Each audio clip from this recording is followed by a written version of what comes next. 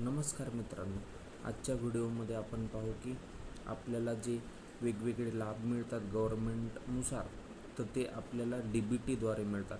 म्हणजे आपला जो आधार नंबर ज्या बँकेला सीडिंग असतो त्या अकाउंटमध्ये आपल्याला पैसे येतात. बऱ्याच वेळा ॲक्टिव्ह आपले आधार होते. तर आपण आजच्या व्हिडिओमध्ये पाहू की आपले आधार ॲक्टिव्ह आहे की नाही आहे हे कसे पाहायचे. तर चला व्हिडिओला सुरुवात करूया. चॅनलवर जर नवीन असाल तर प्लीज चॅनलला सबस्क्राईब आणि लाईक करा.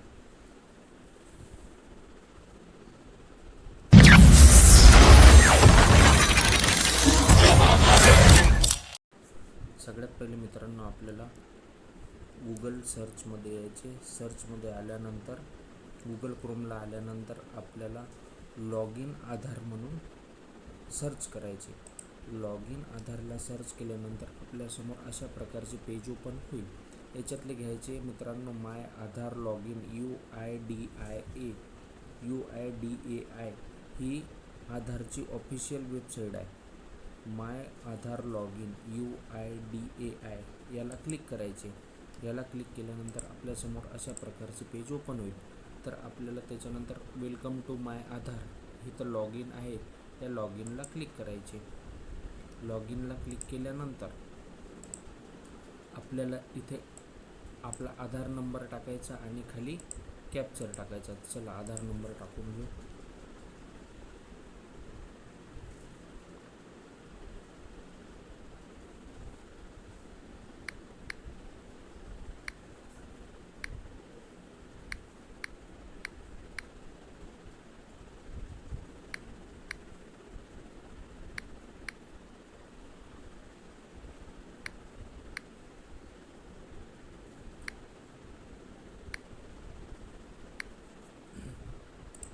मित्रांनो आधार नंबर टाकून घ्यायचा, त्याच्यानंतर कॅप्चा टाकायचा.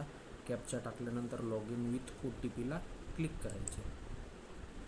त्याच्यानंतर आपल्याला आपल्या रजिस्टर्ड मोबाईल नंबरवर OTP येणार, तो OTP टाकून घ्यायचा.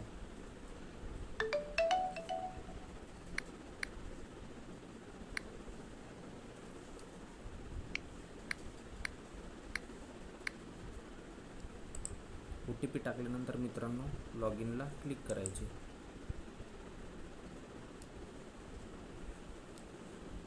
मित्रांनो लॉग इनला क्लिक केल्यानंतर आपल्याला अशा प्रकारचे पेज ओपन होईल. इथे आपला फोटो येईल.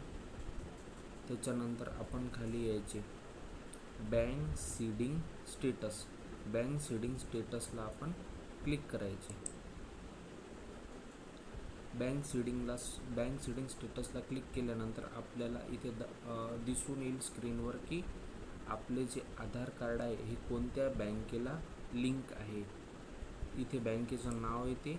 त्याच्यानंतर खाली बँक सीडिंग स्टेटस, आपले जर आधार बँकेला व्यवस्थित असेल तर आपल्याला इथे ॲक्टिव्ह दाखवणार, आणि जर आपल्या काही अडचणी असतील, आधार लिंक नसेल किंवा काही प्रॉब्लेम असेल तर आपल्याला इथं इनॲक्टिव्ह दाखवणार.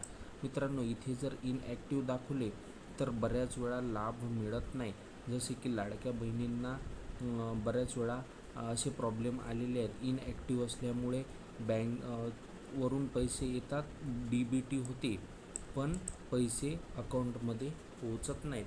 तर ह्या कारणामुळे होऊ शकते. तर इथे आपण असं चेक करू शकतो की आपले ॲक्टिव्ह आहे का इनॲक्टिव्ह आहे. थँक्यू.